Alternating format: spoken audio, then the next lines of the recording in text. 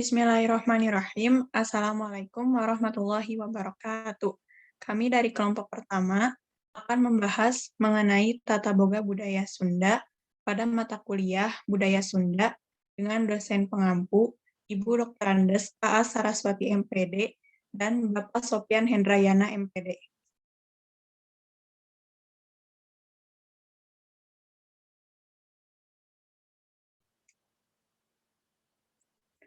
Untuk anggota kelompok pertama, yang pertama yaitu Sharon Regina Putri dengan NIM 205060175, yang kedua Suci Oktaviani Disvana dengan NIM 205060181, yang ketiga Sarah Anida Putri dengan NIM 205060186, yang keempat Mita Vera Febianti dengan NIM 205060191, yang kelima, Natasha Kamila dengan NIM 205060199, dan yang terakhir, yang keenam, Hestiana Amelinda dengan NIM 205060204.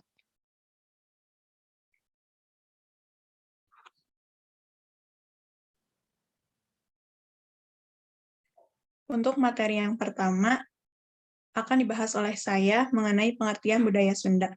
Budaya Sunda adalah budaya yang memang berkembang dan menetap di dalam masyarakat Sunda atau suku Sunda.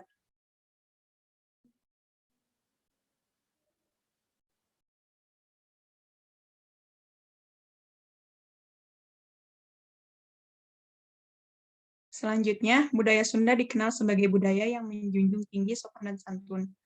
Lazimnya, karakteristik dan kepribadian masyarakat Sunda dikenal sebagai masyarakat yang ramah tamah, murah senyum, lemah dan lembut, periang, serta sangat hormat kepada kedua orang tua. Selanjutnya akan dijelaskan oleh rekan saya, Sharon Regina Putri. Baik, yang selanjutnya ada hakikat mempelajari tata boga. Belajar tata boga hakikatnya adalah kegiatan yang dilakukan secara sadar oleh peserta didik yang menghasilkan perubahan tingkah laku pada dirinya sendiri dalam bentuk pengetahuan, keterampilan, dan sikap berkenaan dengan tata boga. Yang selanjutnya akan disampaikan oleh teman saya.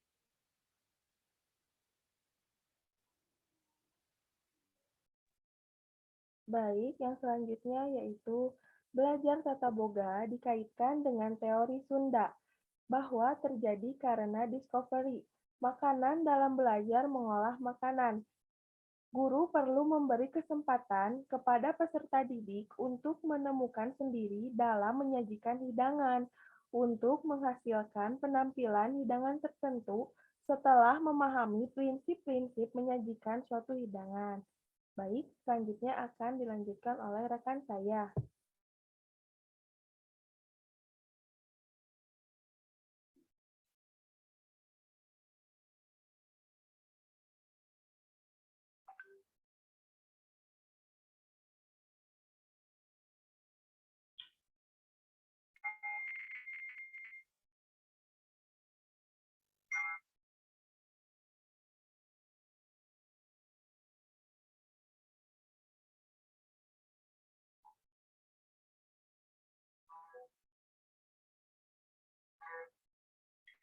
Baik, selanjutnya pengertian tata boga budaya Sunda. Bagi orang Sunda, yang dimaksud dengan makanan adalah kadaharan, yaitu suatu benda yang dapat dimakan. Dalam budaya Sunda terdapat anggapan bahwa seseorang belum dikatakan makan apabila belum makan nasi dengan lauk pauknya. Misalkan, biarpun sudah makan ubi atau singkong rebus 1 piring, jagung rebus 1 piring, dan makan roti tidak 3 buah, tetap saja dianggap belum makan, karena anggapan yang dimakannya bukan nasi. Oleh Dinas Kebudayaan Jawa Barat 2005, halaman 28. Selanjutnya akan dijelaskan oleh rekan saya.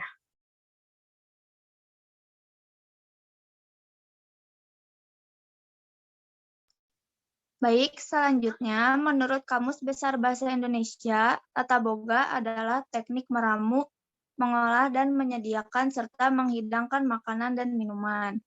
Menurut Ulfa, tahun 2013, tata boga adalah pengetahuan di bidang boga seni mengolah makanan yang mencakup ruang lingkup makanan, mulai dari persiapan pengolahan sampai dengan menghidangkan makanan itu sendiri yang bersifat tradisional maupun internasional. Selanjutnya akan dijelaskan oleh rekan saya.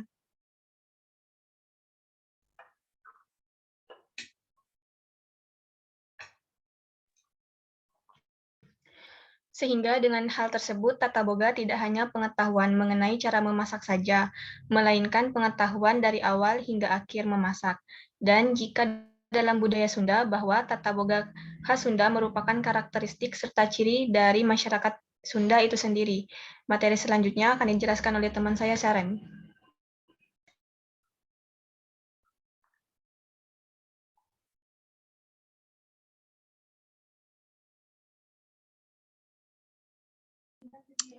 Yang selanjutnya ada cara pengolahan tata boga khas budaya Sunda.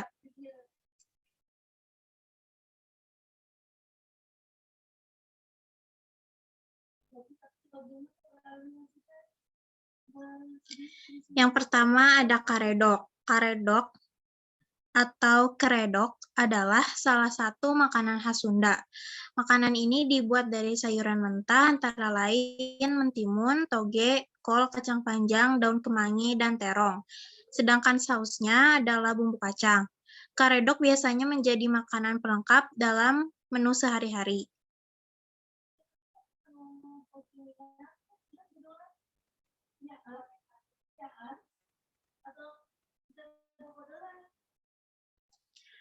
Nah, asal-usul karedok ini, konon ketika Pangeran Surya Atamaja mencicipi karedok tersebut, ia merasakan kenikmatan luar biasa atas jamuan tersebut.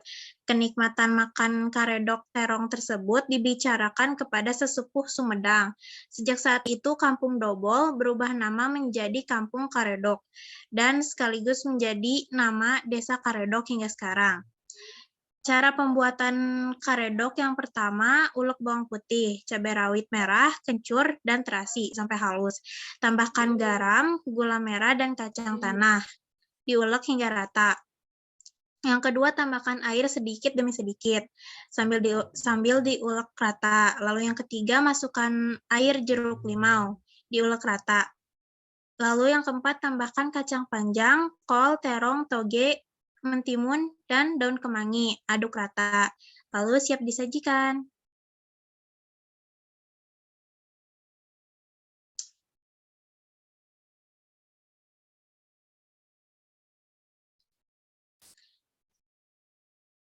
Jenis-jenis karedok.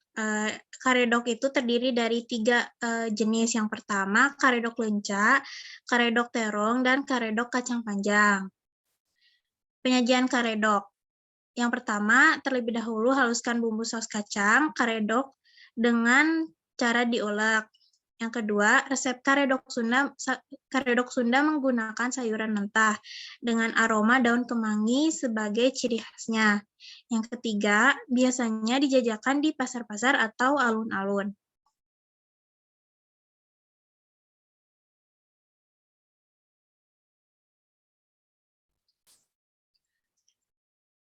Makanan yang kedua yaitu nasi tutuk oncom. Awalnya, nasi tutuk oncom adalah menu makanan harian bagi masyarakat kelas bawah di tanah Sunda pada era 1940-an. Rasanya yang enak membuat lambat laun makanan ini naik kelas. Dalam bahasa setempat, tutuk artinya ditumbuk. Karena itu, nasi tutuk oncom adalah nasi yang dicampur dengan oncom tumbuk. Nasi tutuk oncom demikian nama ini biasa disebut. Harus disajikan dalam kondisi hangat.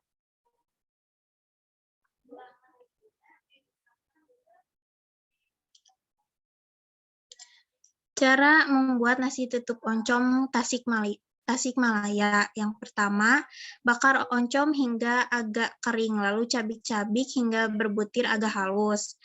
Yang kedua, panaskan minyak. Tumis bumbu halus hingga wangi dan matang. Yang ketiga, masukkan oncom. Aduk hingga tercampur rata, matikan api.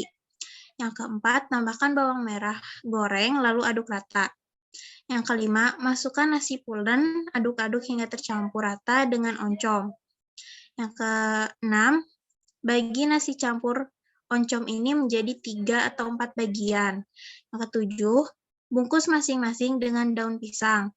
Yang kedelapan, jika sudah dipanggang sebentar di atas bara api hingga daun agak kering. Yang sembilan, sajikan langsung dengan pelengkapnya.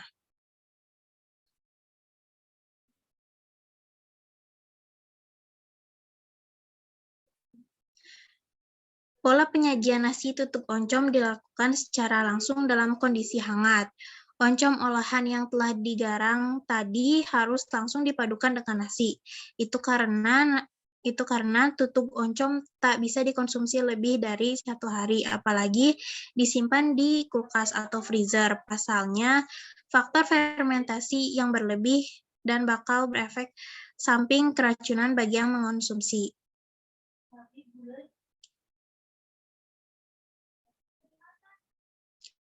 Selanjutnya akan disampaikan oleh rekan saya. Baik, yang selanjutnya ada sate marangi. Sate merupakan salah satu makanan khas Indonesia yang mudah ditemui di berbagai daerah di tanah air. Filosofi sate ini yaitu 3 potong daging tersebut melambangkan tri, tangtu dalam bahasa Sunda, yaitu tekad, ucap, dan lampah atau tindakan.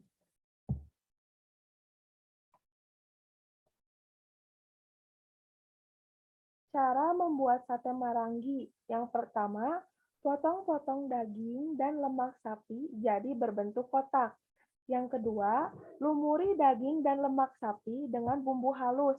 Aduk hingga rata. Yang ketiga, tusukkan daging dan lemak secara berselang-seling ke tusuk sate. Lakukan hingga habis. Yang keempat, bungkus sate dengan daun pepaya. Diamkan selama 2 jam dalam kulkas. Yang kelima, siapkan panggangan dengan bara api atau wajan datar anti lengket di atas kompor. Yang keenam, ambil sate dan buka bungkusan daun pepayanya, bakar atau panggang sate hingga matang. Lalu angkat, dan yang ketujuh, sate siap disajikan.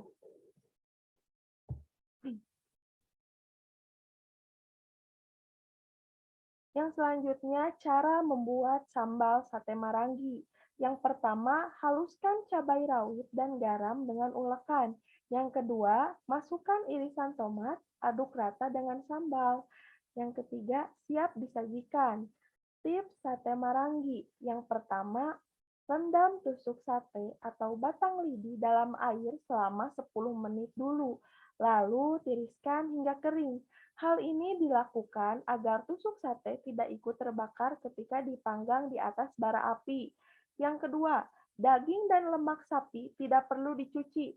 Cukup bersihkan kotoran yang menempel dengan diusap tisu dapur. Ini dilakukan agar daging tidak amis. Yang ketiga, daun pepaya digunakan untuk membungkus sate supaya daging empuk. Yang keempat, kalau tidak punya tempat khusus membakar, Anda juga bisa pakai wajan datar anti lengket atau grilling pan.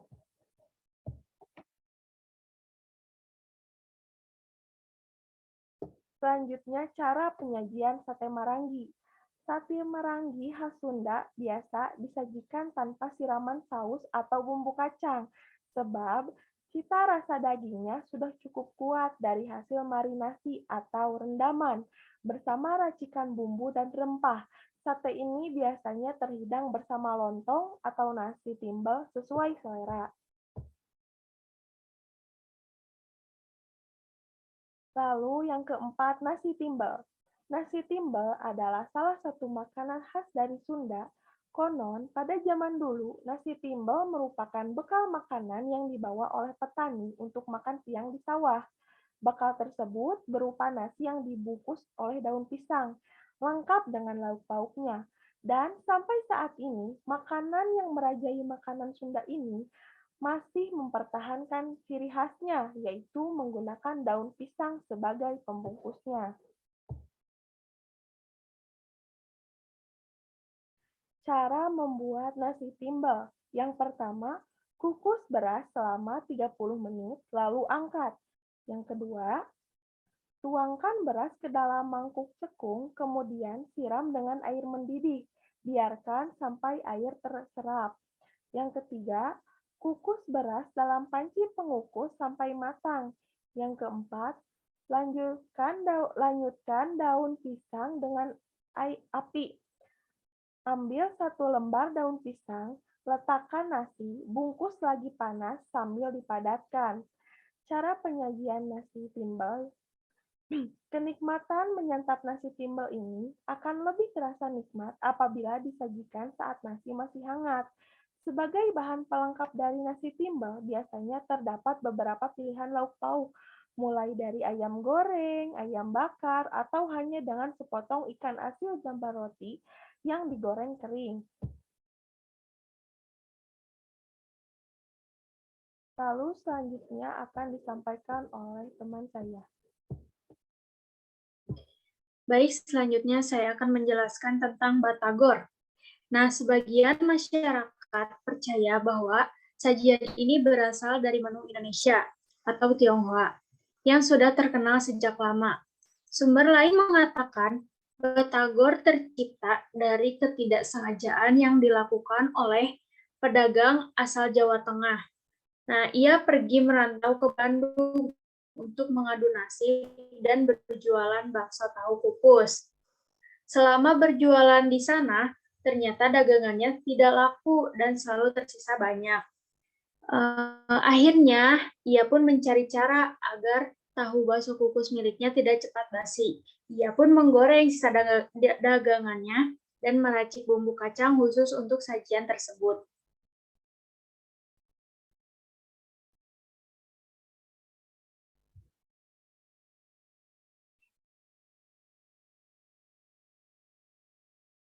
Nah, ada juga cara membuat batagor. Yang pertama, siapkan wadah bersih untuk menguleni adonan batagor. Yang kedua, campurkan ikan tenggiri yang sudah dihaluskan dengan daun bawang, garam, dan gula pasir. Campurkan dengan menggunakan tangan atau spatula hingga tercampur rata. Yang ketiga, masukkan putih telur kemudian diaduk. Yang keempat, tuang sedikit demi sedikit air dingin sembari terus menguleni adonan. Yang kelima, masukkan tepung sagu sedikit demi sedikit sembari terus diaduk, kemudian masukkan tepung sagu, aduk adonan hingga rata. Dan yang keenam, kukus tahu terlebih dahulu.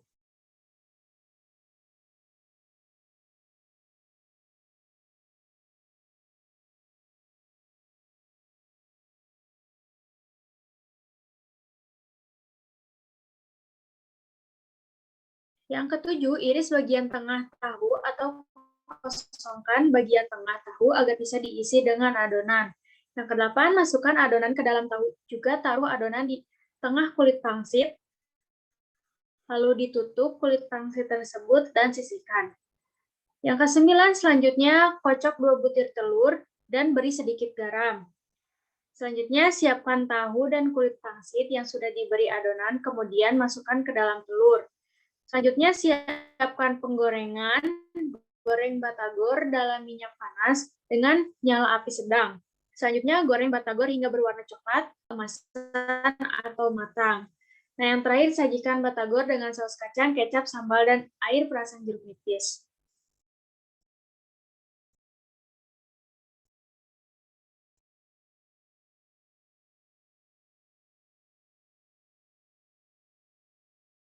Nah, selanjutnya ada cara membuat bumbu batagor. Yang pertama, campur kacang tanah yang sudah dihaluskan dengan cabai, gula pasir, cuka, dan garam. Yang kedua, aduk dan campur sampai merata dan halus. Yang ketiga, goreng hingga matang dan mengental.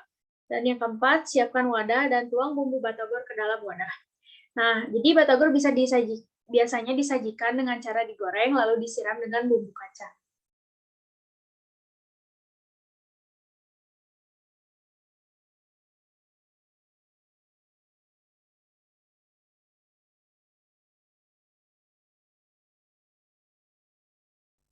Selanjutnya ada empal gentong. Empal gentong merupakan makanan khas Cirebon, Jawa Barat. Makanan ini mirip dengan gulai yang dimasak dengan menggunakan kayu bakar di dalam sebuah gentong atau periuk tanah liat. Daging yang digunakan adalah usus, babat, dan daging sapi.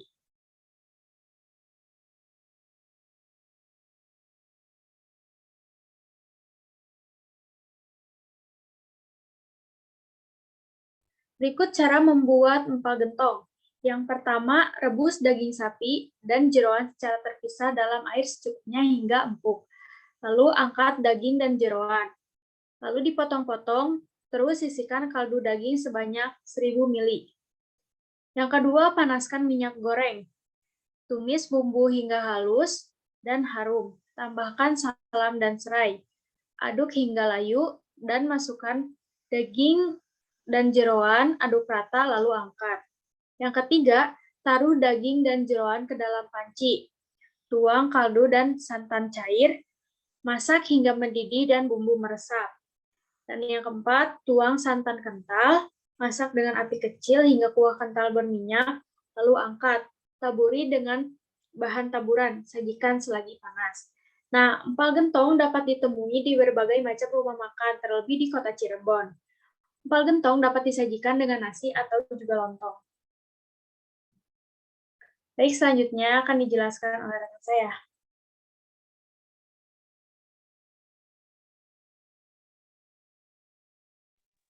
Selanjutnya ada surabi.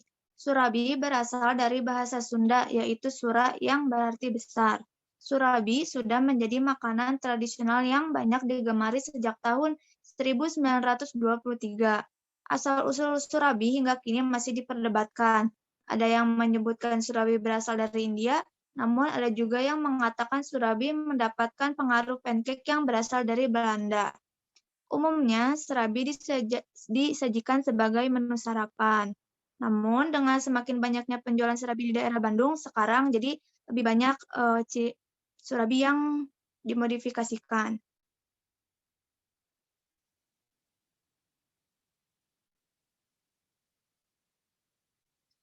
Cara membuat surabi. Pertama, campurkan tepung beras, kelapa parut, ragi instan, gula pasir, santan cair, dan garam, lalu diaduk rata, lalu diamkan kurang lebih 1 jam. Lalu cara membuat isian oncom, hancurkan oncom dan tempe goreng hingga benar-benar hancur. Siapkan wajan, lalu tuangkan minyak secukupnya, tumis campuran oncom dan tempe tadi hingga berubah warna, lalu sisihkan. Lalu haluskan kencur, bawang merah, bawang putih, cabai merah keriting, dan sedikit minyak dengan menggunakan blender bumbu. Lalu panaskan sedikit minyak, lalu tumis bumbu halus hingga matang.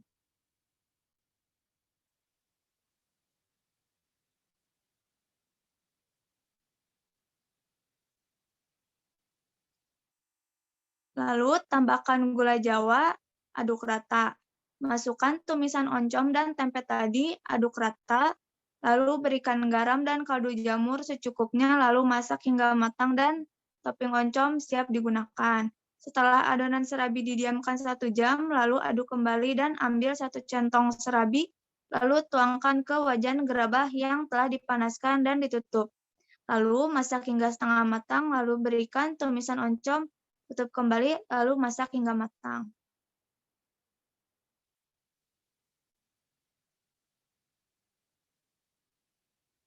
Selanjutnya ada cuangki. Cuangki merupakan singkatan dari kalimat cari uang jalan kaki. Sejarah cuangki masih simpang siur sampai saat ini. Pedagang cuangki yang tersebar sangat banyak di kota Bandung ini pula memiliki latar belakang daerah yang berbeda. Karena berdagang cuangki tidak perlu memiliki keahlian khusus. Banyak orang-orang yang tidak memiliki pekerjaan mencoba untuk berjualan cuangki di kota Bandung. Biasanya adalah pendatang-pendatang dari daerah sekitaran kota Bandung, seperti Garut, Cianjur, dan Sumedang. Tiga daerah tersebut menjadi daerah yang cukup banyak orang-orangnya berjualan cuangki, khususnya di Bandung.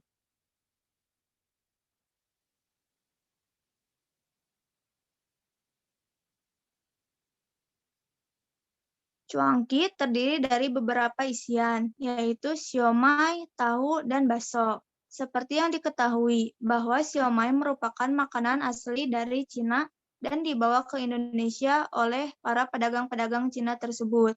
Dan sebenarnya siomay yang asli menggunakan daging babi dalam komposisinya. Akan tetapi karena Indonesia merupakan negara dengan mayoritas Muslim, siomay di Indonesia menggunakan ikan tenggiri sebagai bahan utama dalam pembuatannya.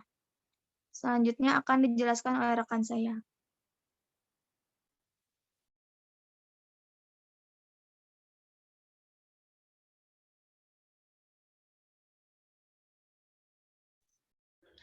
Yang kesembilan adalah dodol.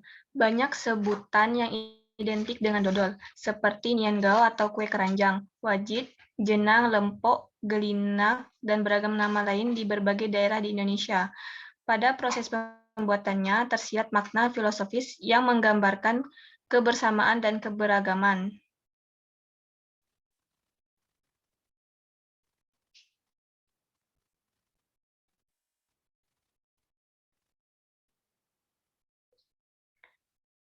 Pembuatan dodol biasanya melibatkan beberapa keluarga.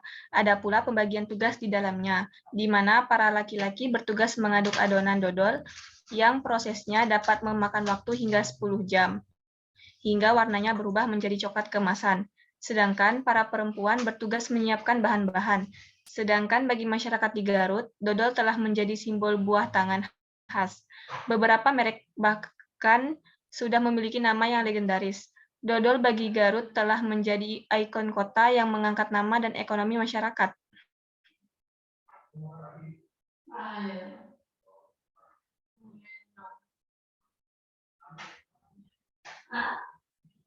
Cara pembuatan dodol. Yang pertama, bahan-bahan dicampur bersama dalam kuali yang besar dan dimasak dengan api sedang. Yang kedua, dalam proses pembuatannya, campuran dodol harus diaduk terus-menerus untuk mendapatkan hasil yang baik.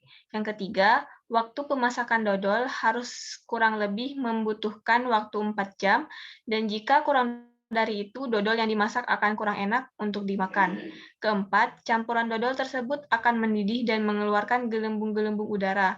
Yang kelima, dodol harus diaduk agar gelembung-gelembung udara yang terbentuk tidak meluap keluar dari kuali sampai saat dodol tersebut matang dan siap untuk diangkat. Yang keenam, yang terakhir, dodol tersebut harus didinginkan dalam periuk yang besar. Yang dodol untuk dijual dipotong-potong untuk dibentuk dalam ukuran kecil sebelum dibungkus dengan kertas minyak atau plastik.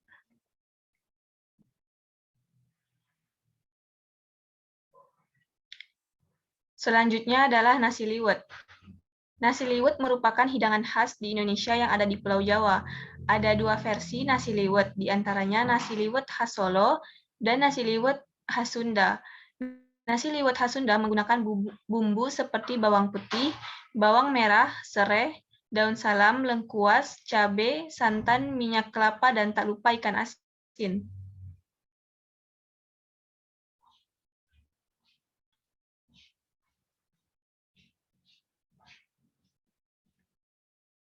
Cara pembuatan nasi liwet. Yang pertama yaitu cuci terlebih dahulu beras, kemudian masukkan ke dalam ketel liwet.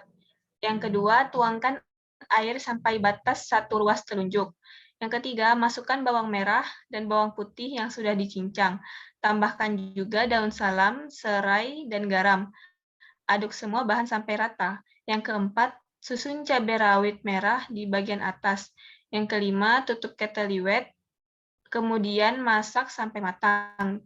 Gunakan saja api kecil. Sebelum diangkat, masukkan teri medan dan juga petai goreng. Masak lagi kurang lebih selama 7 menit, baru kemudian diangkat. Yang terakhir, nasi liwet sudah siap disajikan.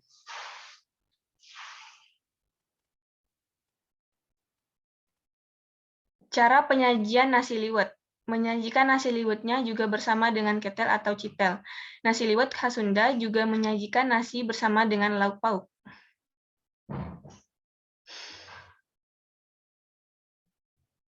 Materi selanjutnya akan dijelaskan oleh teman saya. Baik, selanjutnya yang ke-11 adalah gemblong. Gemblong adalah kue tradisional yang terbuat dari adonan tepung beras ketan putih yang dicampur parutan kelapa muda yang dibentuk bulat kemudian digoreng.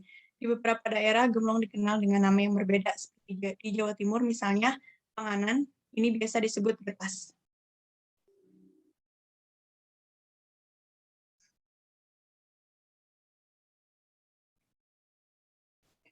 Selanjutnya, cara pembuatan gemblong. Yang pertama, campur tepung ketan, kelapa parut, dan garam, kemudian tuang santan sedikit demi sedikit. Yang kedua, aduk sampai tercampur rata dan adonan gemblong bisa dibentuk. Disesuaikan santan, berhenti jika adonan sudah kalis. Yang ketiga, bentuk oval atau sesuai selera, dan sisihkan. Yang keempat, panaskan minyak dengan api sedang saja. Yang kelima, goreng adonan gemblong sampai terendam, goreng sampai kering, dan gemblong tidak lengket. Yang keenam, angkat dan sisihkan.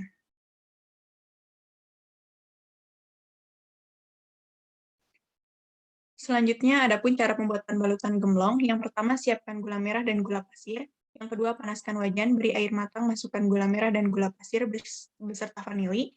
Yang ketiga, didihkan sampai menjadi karamel. Yang keempat, masukkan gemblong yang sudah digoreng, aduk-aduk sampai gemblong tercampur balutan gula. Yang kelima, matikan kompor dan aduk kembali gemblong. Dan yang terakhir, dinginkan.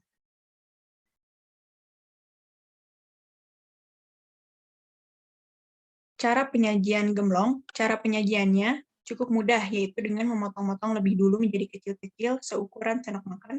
Letakkan potongan tersebut di atas daun pisang yang sudah dipincuk atau lipatan daun pisang khas Jawa, dengan tujuan kita bisa menikmati gemblong santan tersebut dengan cara tradisional dan alami.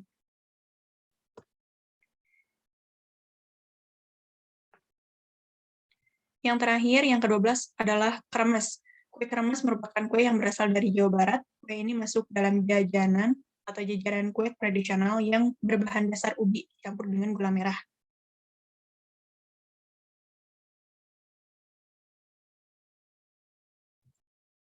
Untuk cara pembuatan kremes, yang pertama kupas dan potong ubi jalar dengan menggunakan pisau tipis dan tajam menjadi irisan halus. Rendam dengan larutan air garam agar ubi tidak berubah warna kebiruan karena getah, lalu tiriskan. Yang kedua, panaskan 60 ml minyak di dalam wajan, goreng 60 gram ubi hingga kuning dan hampir kering. Yang ketiga, tambahkan 1 sendok makan irisan gula merah, aduk hingga gula mencair dan tercampur dengan ubi, lalu angkat. Yang keempat, ambil sejumput ubi goreng yang masih hangat, bentuk secara cepat dalam mangkok menjadi bulatan-bulatan, dinginkan hingga kue mengeras. Yang kelima, lakukan sampai seluruh ubinya habis diolah. Dan yang terakhir, kue kremes siap disajikan sebagai cemilan atau bisa disimpan di dalam toples kedap udara agar tahan lama menjadi kerenyahannya.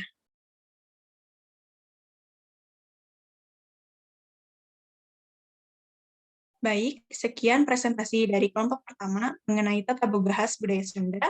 Apabila rekan-rekan semuanya memiliki pertanyaan, boleh diajukan pertanyaannya melalui kolom chat atau langsung gunakan mikrofon. Terima kasih. Wassalamualaikum warahmatullahi wabarakatuh.